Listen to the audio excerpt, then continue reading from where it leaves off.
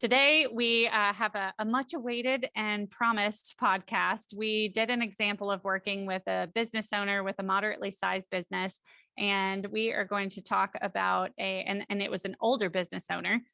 Today, we're going to talk about a younger business owner with a larger business and kind of go through the details of how the type of planning that should be done can impact outcomes. So this is going to be all about building income, because isn't that the point? If you're spending all that time building a business, at some point you'd like to enjoy the fruits of that labor. Yeah, and be done, right? Or at least, as we talked about in another podcast, relieve a little bit of stress. Right. Figure out your next big venture, whatever it may be. Well, and that was the funnest part in talking with this individual is, you don't know what you don't know. And I keep finding that in this industry is that we come across people that are brilliant, right? Doctors, attorneys, and then other people that are equally brilliant, right? That feel like they are. And the smart ones are like, I know a lot of stuff, but I know a lot of stuff about this little area. But outside that area, I'm clueless. I need help. Right. Because when you go to medical school, you learn how to be a really amazing doctor, but don't spend much time learning how to be a really, really amazing business person. Sure. And sort of having those kind of conversations.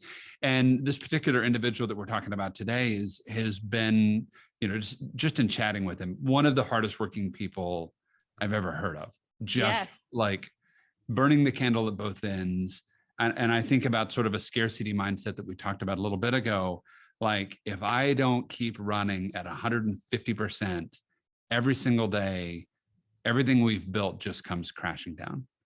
Right. And just his whole life, if it wasn't led by fear, I don't know what it was led by.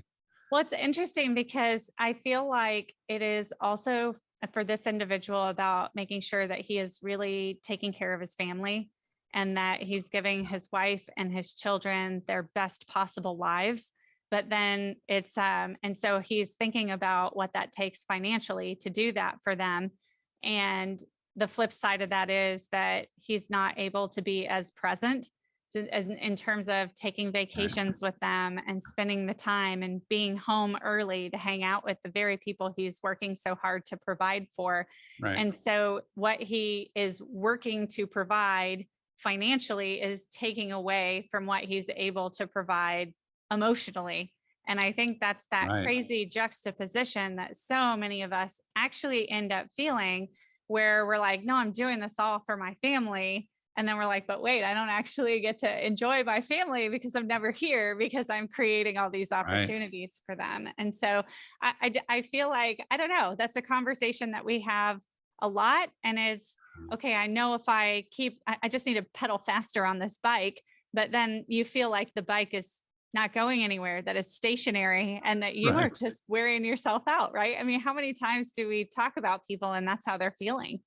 Well, and that scarcity bit of it, I think, clouds out all of the other good ideas, right? I remember having a conversation and we were talking to him about different projects and different things that could really help him. It's like, my wife has been telling me to do that for years. And you could tell, she's like boring a hole into the back of his head. Like, I told you 17 and a half years ago, we should be doing this, but you're listening to these bozos, like, what the heck? Right. And so but I think when you're in that space and you can't see outside the box, all you see is the box. You don't even know you're in the box, right? You can't see inside the box. Well, so that was the great thing about him. There's a woman that I just absolutely adore. Her name is Jennifer Carter, and she runs the Executive Women's Forum international group. And she at some point said this to me, and I feel like this is the position that he's in. And I talk to other people and they're like, yes, that's the perfect version of that. So many of us become business owners because we feel like we have very strategic personalities. We have good ideas. We can see how things connect. We can see, okay, if I just tweak this like this, I can solve these big problems. But then the problem is, if you think about it like driving a car, the faster you go, the less you see out of your peripheral, because as the car's going faster, what you see in the peripheral starts to blur.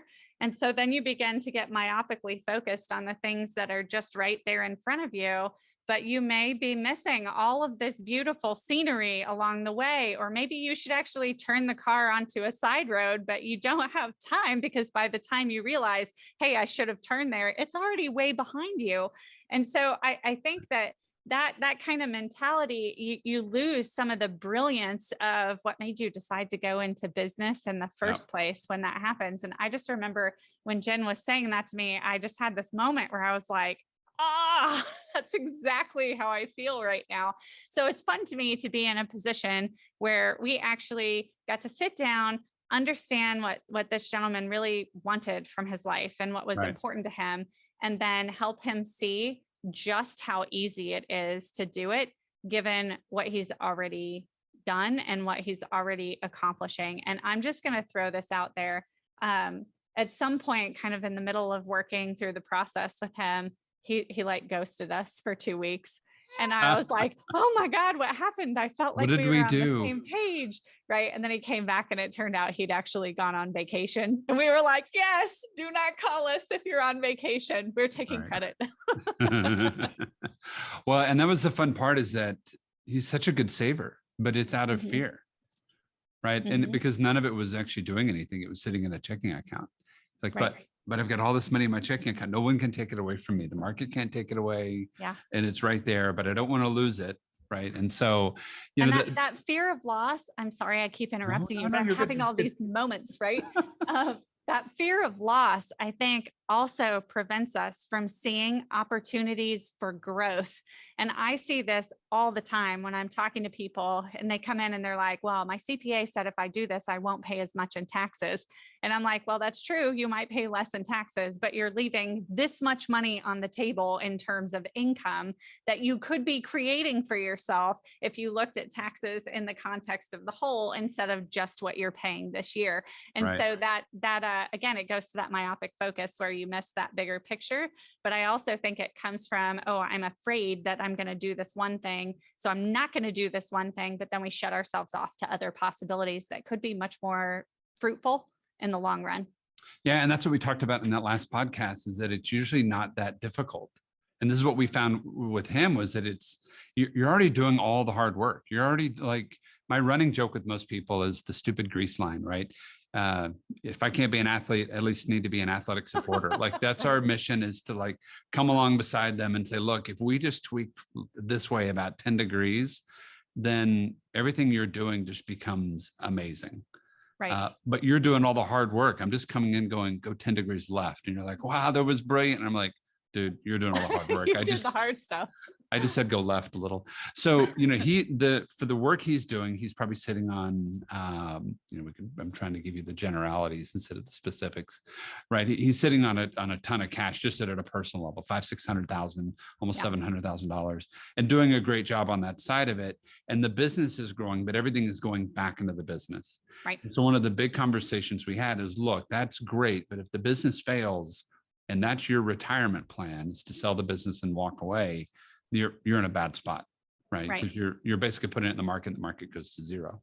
Well, and how many times do we run into people who are absolutely brilliant, and then because of circumstances completely outside of their control, they lose everything, right? And I just remember, and this kind of impacts and influences so much of the way I see the world, because I remember starting my career. I mean, I had my licenses prior to 2007, but 2007 is when I really got focused on like doing this as a business. And it's just, I remember being introduced to a gentleman who, and I think it was like 2009, 2010, when I actually met him, but his attorney introduced him to me and said, can you help him?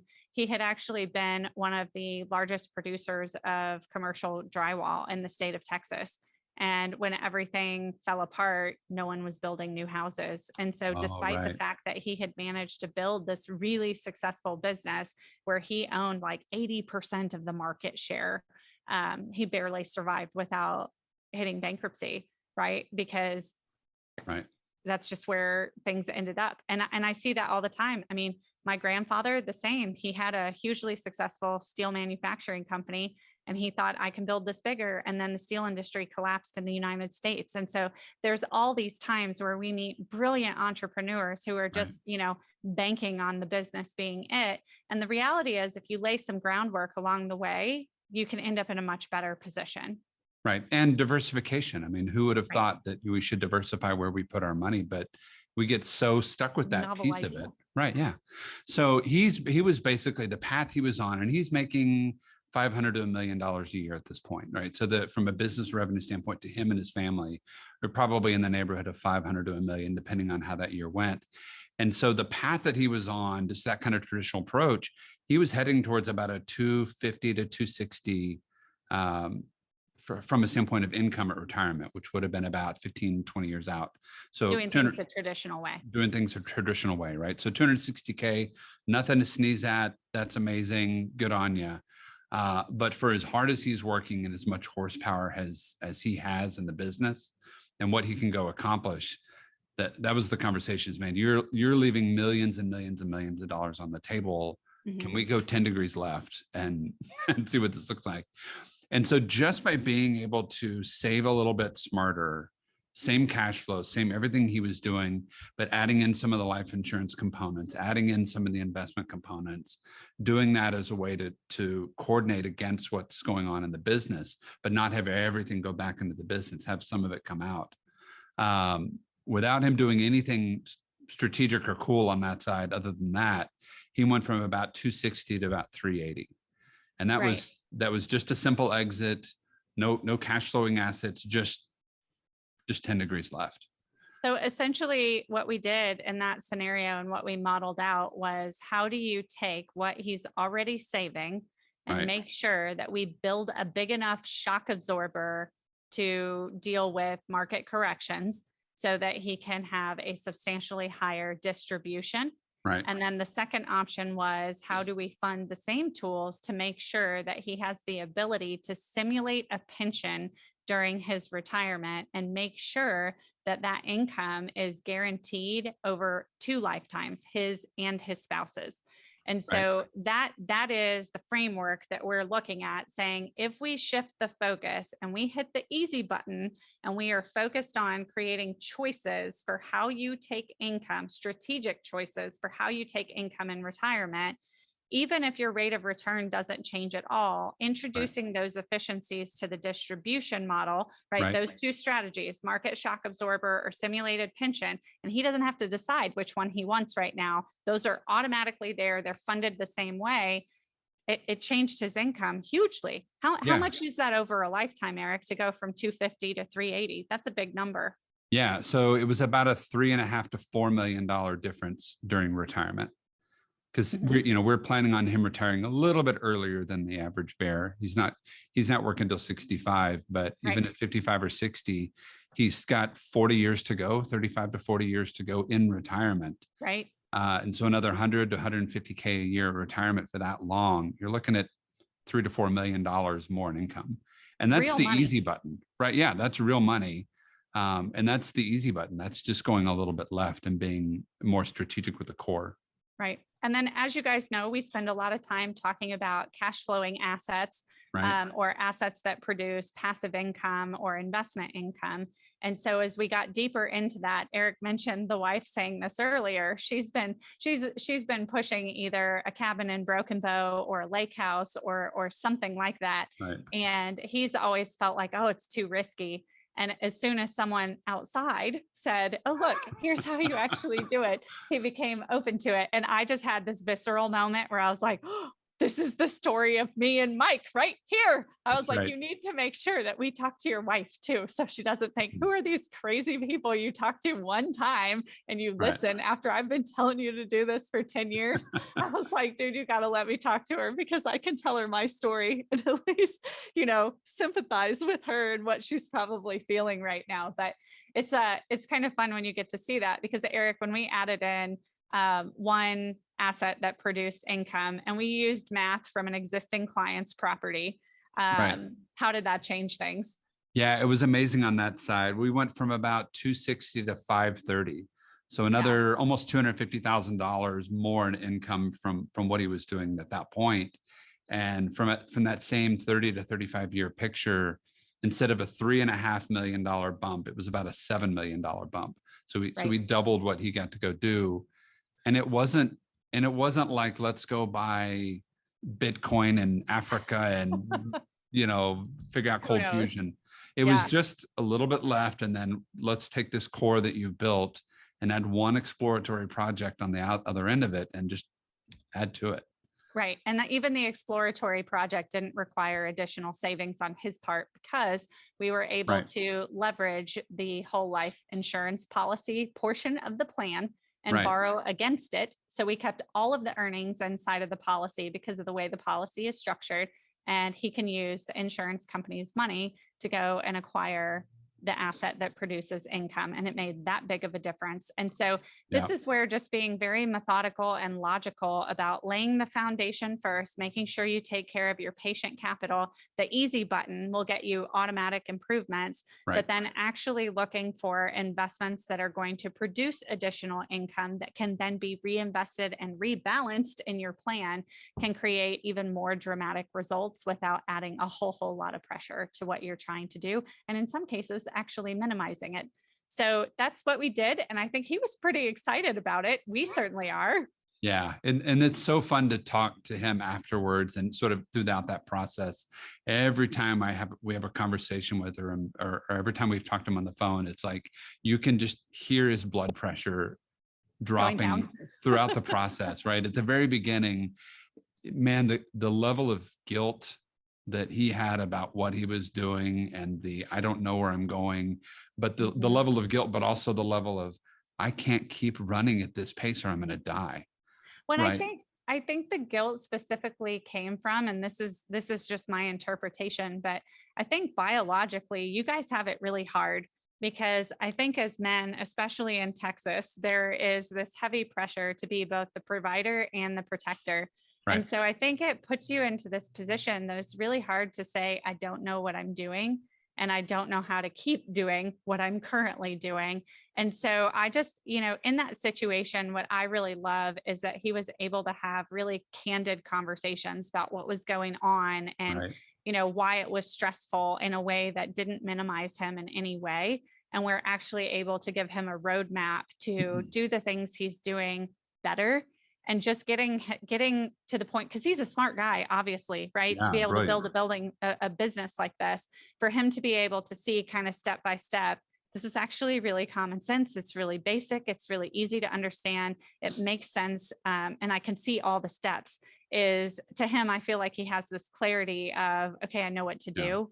And because he's not spending so much time in fear or worrying about what he's going to do, because now he gets the big picture, his wife is on board with it. He actually gets to focus on the things that really matter and use money as the tool it's meant to be, and create that excitement, that joy, that fulfillment in his life. Because, and I'm just going to say it, what a badass that he can look at his life and make those decisions and start creating something he can truly get excited about.